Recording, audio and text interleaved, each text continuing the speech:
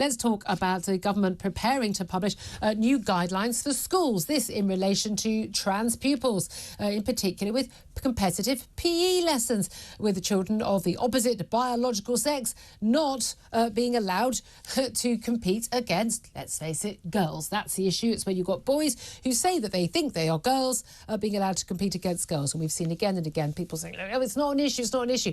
In competitive sports at the top level, even in the Olympics and in World Championships and like Leah Thomas in the US college swimming, all the way down to girls' sport in schools, we are seeing supposedly trans girls, trans women taking those podium places off genuine girls and women. Well, let's talk about all of that with Miriam Cates, who's Conservative MP and a member of the Education Select Committee as well. Good morning to you, Miriam. Morning, Julia. Thank you so much indeed for joining us. I mean, again, I just can't believe it's taken this long, and we've got a Conservative government, frankly, that is the first moment this issue arose, why that wasn't dealt with immediately and straight away. We've had the issue with unisex toilets, with girls having to, have their first periods and even to go past boys with their winkies out in a unisex toilet when they're teenage girls. Absolutely, I'm sorry, horrible for teenage girls to have to do that. And the issue of them basically never going to win any race at school ever again because trans girls, i.e. boys, are beating them. Is this, frankly, a long time coming? Well, yes, absolutely. And it has taken too long. But I think it's worth thinking about why it has taken so long to publish this guidance. And I suppose the reason is that a lot of this has happened secretly. It's happened insidiously. It's happened without the wider public knowing what's going on. And of course, this started in schools maybe 10 years ago. A small number of children saying that they wanted to be known as the opposite sex and to be socially transitioned at school. And of course, it's grown in number and also attention over the last couple of years. But when it first started as potentially isolated incidences, of course the public and the government wouldn't have recognised that we needed some new policy, some reiteration of current policy. It has happened very much behind the scenes and very much in secret, and of course that is why we have this problem. But yes, we definitely do need this guidance, but what the guidance says is of crucial importance to what happens next and whether or not our children are indeed safe at school. And again, why guidance? Why not? Here's the rule. Here's the rule: girls in where the sport has any physical impact, as opposed to, I don't know, if you're playing snooker, I can't see that a man or a woman are going to have any particular advantage. Anything that is physical, where girls and boys' birdies post puberty are very, very different. It's a simple matter that the girls get to compete just against other girls and real girls, not made up girls, not I think I am girls in their heads. And that's not transphobic. That is simply a matter of fairness and equality for girls, isn't it? But so often, as you say, these things have happened very surreptitiously. Parents often aren't aware of these things. A lot of teachers have to keep quiet about it because, I get called a transphobe every single day. I'm not transphobic. I have no hate or fear of people who want to live their life as trans people. We have plenty of trans guests on the show. I just don't believe that where trans rights stamp all over women's and girls' rights and safety, that they should take precedence. I mean, that is the view of the majority of people in this country. And yet a lot of teachers and a lot of parents are too scared to speak out because we know the influence of organisations like Stonewall and Mermaids, organisations which are pushing an ideology on our children and our teachers, is so dominant.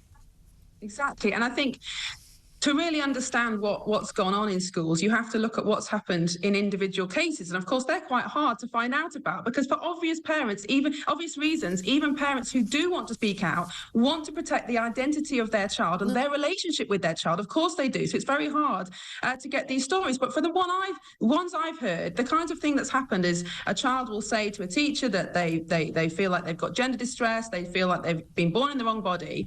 But instead of seeking safeguarding advice or going to parents or looking at the wider mental health aspects that might be at play, whether that's autism, whether that's bullying, all these kinds of things, the teachers, sadly, egged on by some of these activist groups, as you've said, have kind of taken the child out of the safeguarding process and kind of celebrated this decision that they're no longer a girl or they're no longer a boy. And then other children have seen how that child's been celebrated and they've been forced to refer to the child in their new gender and their new pronouns.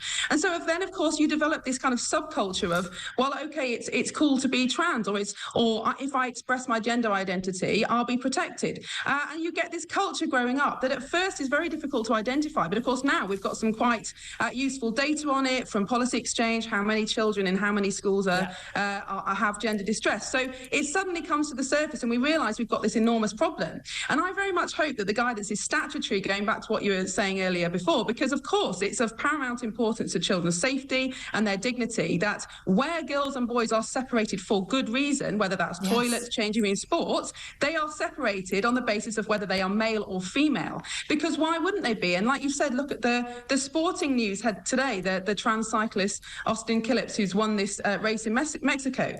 If men are allowed to compete as women are never going to win sports. That's it. That's sport. Sport is over indeed. Can I also ask you finally about the sport, which some trans activists and just some other men and Antifa and the like seem to think is just their fun sport, is when women are speaking, you see the likes of Kelly J. Keane, aka Posey Parker on Twitter, and she does the whole, adult human female, let women speak campaigns.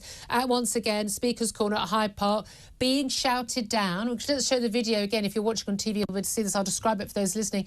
Police standing around as a man with his fist raised, thumping his fist in the air, masked man, again, we've just normalised mask wearing now in this country, well done everybody, shouts down women who are speaking at Hyde Park at a Let Women Speak rally. And this is happening every single week, either violence, intimidation, large masked men haranguing, harassing and threatening women who just want to say women's and girls' rights and safety matters. What do you make of these videos? Well, it's a reaction characterised by anger and violence, isn't it? And people resort to anger and violence when they can't win their argument by the strength of their evidence or by justifying their argument. And, we've also seen this with extreme climate activists. If you can't persuade the general public to move to electric cars, to cut down their emissions more quickly by the strength of your argument, then you resort to violent or forceful methods. That's exactly what trans activists are doing. And,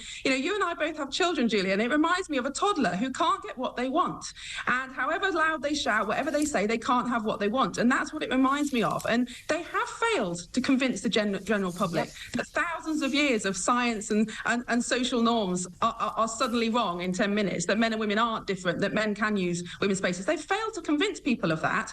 And so all they can resort to is anger and this kind of extreme behaviour. And it's terrifying, but I do think that it shows that they've lost the argument. Absolutely. 100% with you, Miriam Kate. It's really good to talk to you. As always, thank you for standing up for women and girls. I know my audience will agree on that front.